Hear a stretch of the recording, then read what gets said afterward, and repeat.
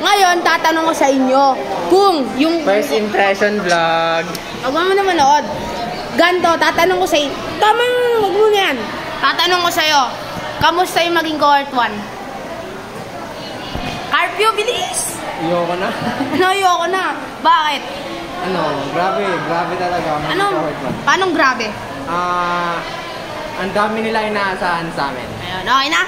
Okay. Ano naman, La Chica. La Chica, tatanong ko sa'yo, kamusta maging cohort 1? Nakakapagod. Bakit? Ang dami gawain eh. Tapos, parang nakaka-pressure din. Yun lang? Tapos? Iiyak ka na lang sa madami na ginagawa. Oo, yun. Ay, ikaw nga. Dador naman, Dador. Kamusta maging cohort 1? Okay lang. Sanay naman. Ang sanay. Sanay mahirapan? Yes. Sanay masaktan? Uy! Oo. Ano nga? Ay, oo. Ano? Siyempre kasi dati sa last school ko, nung elementary, ganun. Ganun. Sa private school kasi ako dati, so sanay na ako mag-challenge.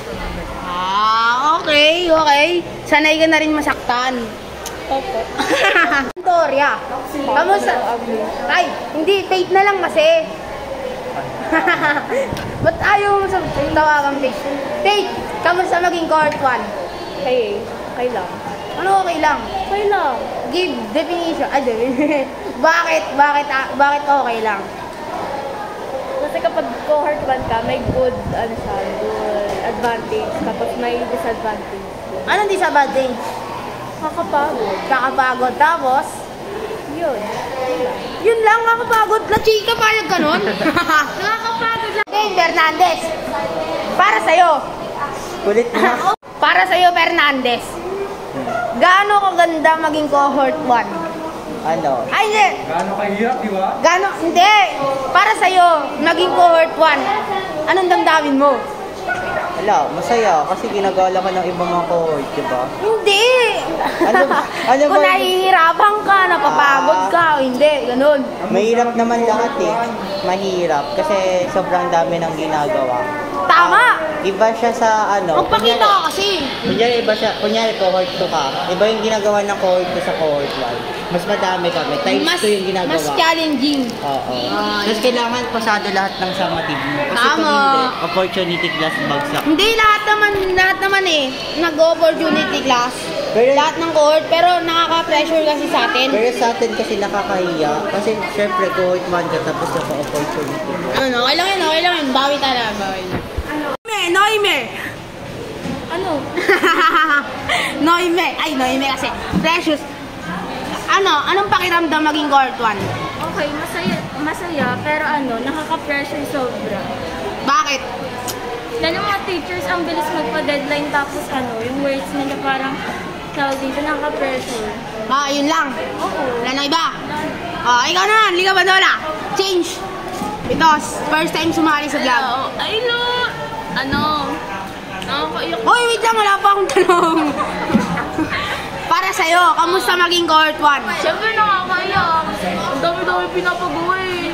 Ba't ka umiiyak? Tapos, ano ba? Wala, yun lang. Miss ko na siya. Miss ko na siya. Ano yun? Ay naman, Villaluz. Kamusta maging cohort 1? Nakakabaliw. Ayoko na. Tapos? Gusto ko na, pagod na ako. Akala ko gusto mo na siya eh. Gusto ko talaga siya. Uy! Sa'yo. Ang tatanungin ko si Gases, yung mas pinabait na Gases. Uy! Para sa'yo, kamusta maging cohort 1? It's very frustrating. Uy! Next story. English ah. Very stressful. Stressful? But besides that, it is very fun. Why? Because the people are not snitches. My classmates. Bakit? Sino-sino mga mababait dito? Lahat. Magbigay ka ng isang pangalan. May pagkain ako. May pagkain. May pagkain na siya. May pagkain eh. Burot! Para sa'yo. Dalawa kayo, ikaw muna. Para sa'yo. Gaano kaganda maging cohort 1? Hindi. Ano ba yung tawag doon? Anong pakiramdam mo maging cohort 1? Masaya. Isa muna. Malungkot.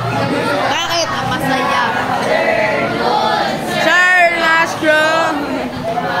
Bakit? Kasi maraming opportunity pag nasa, parang maraming advantage. Pero hindi kayo mapipressure. Pressure kami, syempre. Tapos? Naiinis ako sa mga klase ko. Zaymon pangalan. Bakit ko sa'yo? Hindi lang siya nakaupo dito. Hi guys! My name is Sheena. My name is Angel. Vlog takeover daw. So, co-owner. Kami na po ang bagong nagmamay-ari ng One TV. Yeah. We are the new... No, later. Nakakapalito, kinuha ko. So, gagawa kami ng sariling content. Ano Ang kami? content namin ay Get Ready With Us. Yes. Yun. Makeup tutorial kami. May makeup tutorial. Oh, uy! Joke lang. Wag daw. Ayaw niya ng makeup tutorial. Kasi gusto niya, siya yung mag-makeupan. Oh, mukal nyo. Ay, nakandito na nga lang, kukulit nila eh. Ha?